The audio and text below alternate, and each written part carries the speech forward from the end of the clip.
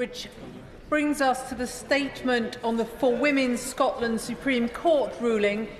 Minister for Women and Equalities, Bridget Phillipson. Thank you, Madam Deputy Speaker. With permission, I will now make a statement to update the House on the Supreme Court judgment in the case for Women Scotland Limited versus the Scottish Ministers.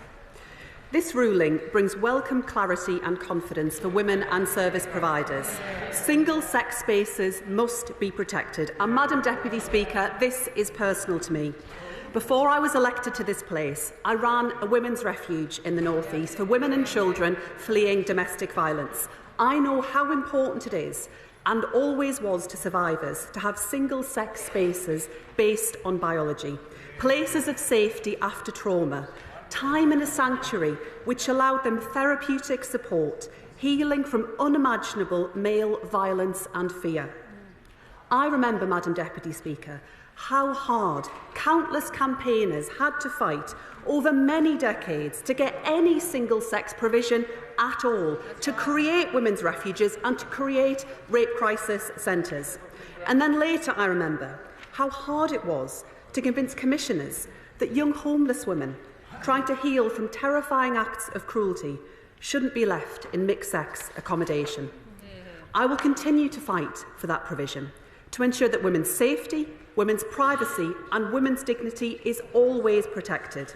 This government will continue as before, working to protect single-sex spaces based on biological sex, now with the added clarity of this ruling. And we will continue our wider work with commitment, with compassion, to protect all of those who need it right across society. Because, Madam Deputy Speaker, this is a government that will support the rights of women and trans people now and always. This is a government that will support the rights of all people with protected characteristics now and always. This is a government that will support the rights of our most vulnerable now and always. And on that, Madam Deputy Speaker, there is no change to announce. Dignity and respect for all now and always. But, Madam Deputy Speaker, this is a judgment long in the making. It began in 2018 when Scottish ministers issued guidance on the definition of a woman in the eyes of the Gender Representation on Public Boards Act. That guidance stated that a woman in that Act bears the same meaning as a woman in the Equality Act 2010 and included trans women with a gender recognition certificate. For Women Scotland challenged this guidance, saying that sex in the Equality Act means biological sex, so that a trans woman with a gender recognition certificate is a man for the purposes of the Act. The case was appealed to the Supreme Court, and last week the court ruled that sex in the Equality Act means biological sex. This means that a person will be considered as their biological sex for the purposes of the Equality Act, regardless of whether or not they have a gender recognition certificate. I know that the women who brought this challenge have not always been treated with the respect that they deserve.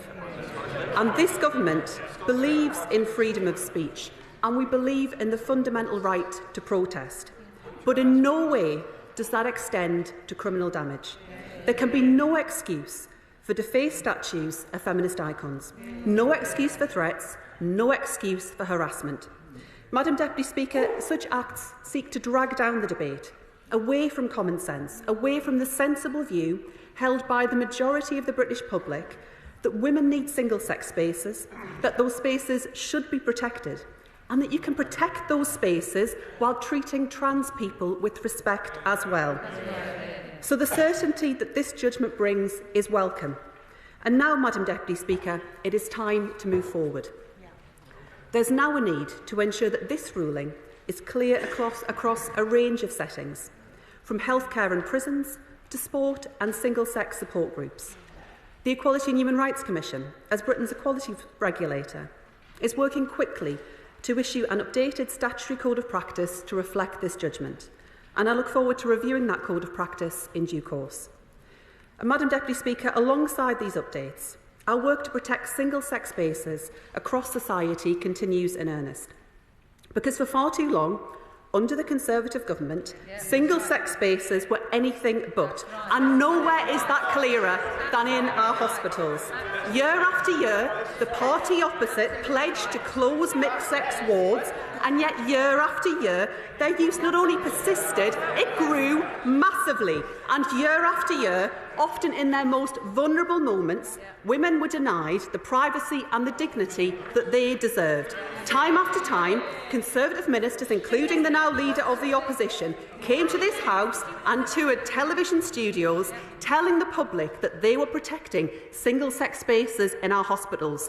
Madam Deputy Speaker, the truth was very, very different, because as last year's data tells us, the use of mixed-sex wards rose by over 2,200%, 2,200% in 10 years under the last Tory government. There is no better example of this, of rhetoric divorced from reality, of a party playing politics with the safety of women, and we will never let them forget it. Madam Deputy Speaker, by contrast, this government will protect women's wards, and NHS England will soon publish guidance on how trans patients should be accommodated in clinical settings, and we will end the practice of mixed-sex wards once and for all. It is not just in our NHS that we will act on behalf of women. In prisons, we will continue to protect women's safety with single-sex accommodation. In women's sport, I have always backed integrity and fairness. Biology matters for competitive sport, and sporting bodies have issues rules to reflect this. So, Madam Deputy Speaker, in our prisons, in our hospitals, in sport, in a whole host of other spaces, what was true before the ruling remains true after the ruling. This government protects safe spaces for women under the Equality Act 2010. And for too many years, we've seen the heat dialed up on this debate by the party opposite, with no real action to protect women's spaces. While the use of mixed-sex wards increased under their watch, while an epidemic of violence against women and girls spread across the country, while women's health was neglected, this Labour government will deliver for women through our plan for change, driving down waiting lists month after month, tackling misogyny throughout society, and once and for all, delivering justice for survivors of violence against women and girls. Madam Deputy Speaker, I know as well that many trans people will be worried in the wake of the Supreme Court ruling. So I want to provide reassurance here and now that trans people will continue to be protected. We will deliver a full trans-inclusive ban on conversion practices. We will work to equalise all existing strands of hate crime.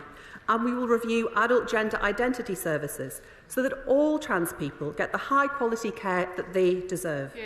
The laws to protect trans people from discrimination and harassment will remain in place, and trans people will still be protected on the basis of gender reassignment, a protected characteristic written into Labour's Equality Act. Madam Deputy Speaker, this government will offer trans people the dignity that too often they were denied by the party opposite. Too often, a convenient punch bag. Too often, the butt of jokes made in this place by the party opposite, culminating rather shamefully in the previous Prime Minister standing at this dispatch box trying to score cheap laughs from his backbenchers at the expense of vulnerable people. By contrast, Madam Deputy Speaker, this government is clear. Trans people deserve safety, they deserve opportunity, and they deserve respect. Madam Deputy Speaker, this verdict is about clarity and coherence in the eyes of the law. But the Supreme Court judges delivered, along with that verdict, a vital reminder. This isn't about the triumph of one group at the expense of another. It's not about winners or losers. It's not about us or them. And that is the message that I want to reinforce here today in this House. Everyone in our society deserves dignity and respect. Those values are not and never will be a zero-sum battle. Dignity and respect for all. Those are the values that lift us up and set us free. Those are the values that define and distinguish any modern and compassionate society. And those are the values, Madam Deputy Speaker, that this government will do everything to promote and protect now and always. And I commend this statement to the House. Leader of the Opposition.